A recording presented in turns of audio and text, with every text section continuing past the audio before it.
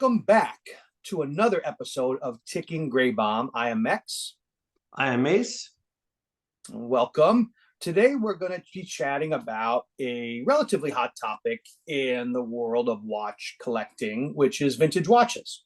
And Mase and I were talking the other day, and clearly, because of the acceleration in pricing in the secondary market for sport watches like Rolex and AP and even Patek, it's pushed a lot of collectors to the vintage side. And there's a lot of definition around what vintage could be.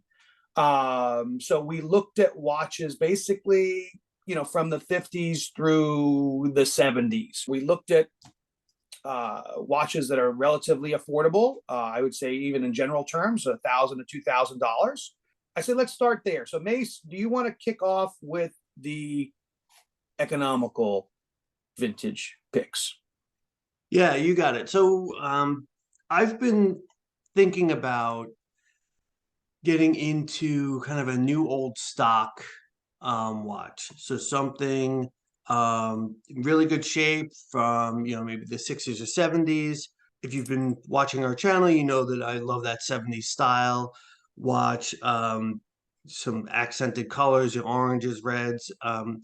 And I came up with two that were available right now on Chrono. The first I'm going to say is a Dugena.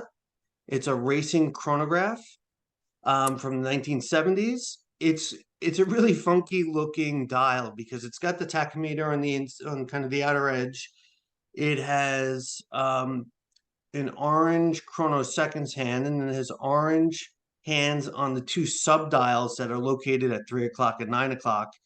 And behind the two sub dials, it has the most of the dial is brushed, and it has kind of a polished surfboard shape, horizontal oval, where the two subdials kind of rest at the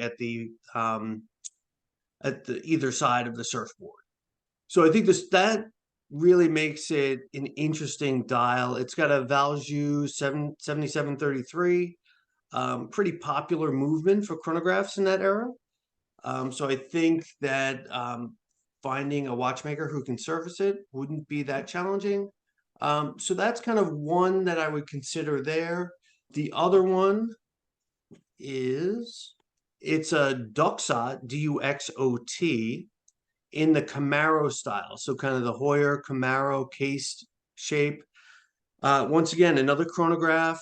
It's got blue numbering around the edge of the dial, has red numbers kind of along with the indices.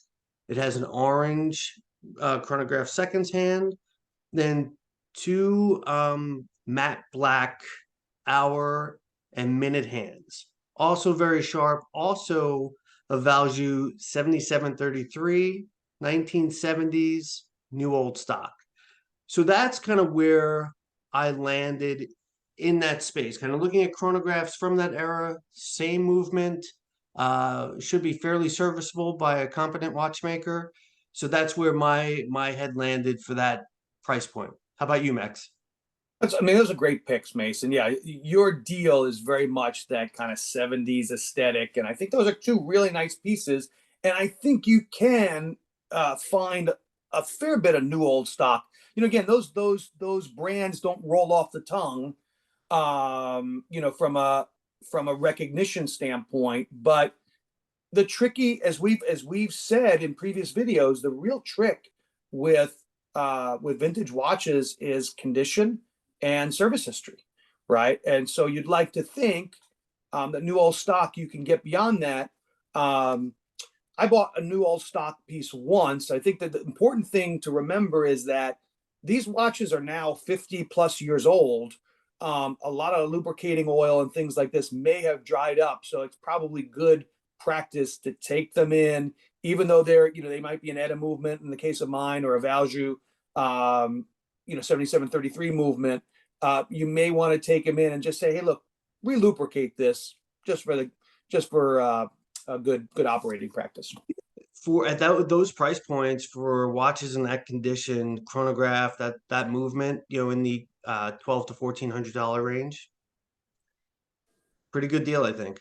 I agree, fully agree. And that's kind of what I looked at as well. So I picked two pieces as well in this bracket. The first, and my aesthetic is usually going back a little earlier to 50s and 60s. So I picked a 60s Zenit Stellina. Let's say a bigger size, about 35 millimeters. But again, I think just as you did, Mace, the important thing is to highlight movements, right? I think movements are going to be critical in finding good value from and potential resaleability in the vintage space. So this guy that I picked, it's an 18 karat gold watch, which has value, and it has the 40T, that Zenit 40T movement. It's a small seconds, time only movement, right? So nice looking timepiece, nothing dramatic, Roman numerals at the at the corners, 12, 3, 6, 9. Nice kind of porcelain-ish dial, cream kind of colored dial, $1,200, right? Just a very kind of basic, attractive vintage timepiece with some heritage. So that's the first piece I picked. The second one, again, it's hard. You're going to hear this from us. It's hard to avoid talking about vintage timepieces or good value vintage timepieces without mentioning brands like Zenit or Universal Genève, right? So I had a feeling Mase would pick a piece in the higher range. So I went in the lower range, and I picked a pole router date, 1967. And this is the pole routers are very, I'm surprised you can still find them sub $2,000 because very hot. Everyone's talking about them. This is another Gerald Genta design. And this particular timepiece has a micro rotor. It's automatic movement with a micro rotor.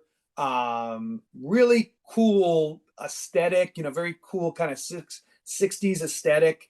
Has a date window, again, kind of a, if you will, like a trapezoidal date window, very 60s. I just think this is a great buy at $1,600, right? Those are my two picks. Yeah, I mean the Zenith has that star there, kind of tying into its design language over the years. Really nice dress watch style. And I thought the pole router, I have to admit, I'm surprised you found one for under $2,000 because um, back when Hodinkee was selling vintage watches, they stopped, right? Maybe 6 months ago, maybe a little bit longer than that. They were selling pole routers, I would say in the high twos, 2,800. World-renowned vintage dealer Eric Wind often has pole routers, and I think he also works through kind of a network of other people to kind of spot some of his vintage watches, depending on their particular target audience, right? And so I think he had a couple of pole routers with Warner Mount when they had their kind of Yep. tiny little vintage section. I think they may have had like 7 or 8 at a time. So and once again, I would say kind of comfortably in the $2,000 $3,000 range. So Yeah, to I find one at agree. 1,600, I think is quite a steal. Yeah, I agree. And so, again, with vintage, it's about looking at the condition, right? And I think this one, this one looks like it's been loved over the years. Yeah. It's been worn, and it is what it is. But again, in terms of just an iconic piece, Genta design. I get why there's so much buzz about this watch. Yep. So Absolutely. I wanted to share something in this price range. I thought what I would do is kind of share a couple of pieces from my collection that kind of correspond to these various price points. Because again, this journey is very much also, I would say, my journey of learning about watches and collecting and finding that frustration with not being able to get in at price points for certain modern pieces. So in this price point, I bought, and this is going on some years ago, definitely pre-pandemic, because the buzz around Universal Genève was so big. I acquired this piece. I don't know if you can see it. So it's a triple date, kind of annual calendar. It's small. It's 18 karat gold, Universal Genève, 32.5 millimeters. So almost a ladies watch, even small by modern ladies watch standards. But again, nice timepiece, Italian date wheel, and just a nice kind of part of the horological heritage, pre quartz crisis. Yeah, no, and that's the thing, Mace. Again, there's great value in vintage. The triple calendar was a very popular complication. Yep. And you can get some of these lesser known brands at great price points. Yeah, and in the 50s and 60s, a lot of these cases were made in the same factory, and different watch brands, kind of the more well-known, especially well-known today, and some of the lesser-known brands that may have survived this quartz crisis or did not, they featured the same components made in the same factories and just kind of modified the dial to look a little bit differently. Maybe the case back is different. Maybe they used a different strap or bracelet on it, but a lot of them kind of come from that same stock, and kind of even the movements, they may have been a lot of them came from the same factories. Yeah. And I think what we see today is maybe some of the bigger watch groups have just focused on vertical integration. But again, it's like I look at Squale, and there's some hate for Squale in the community. I'm not quite sure why.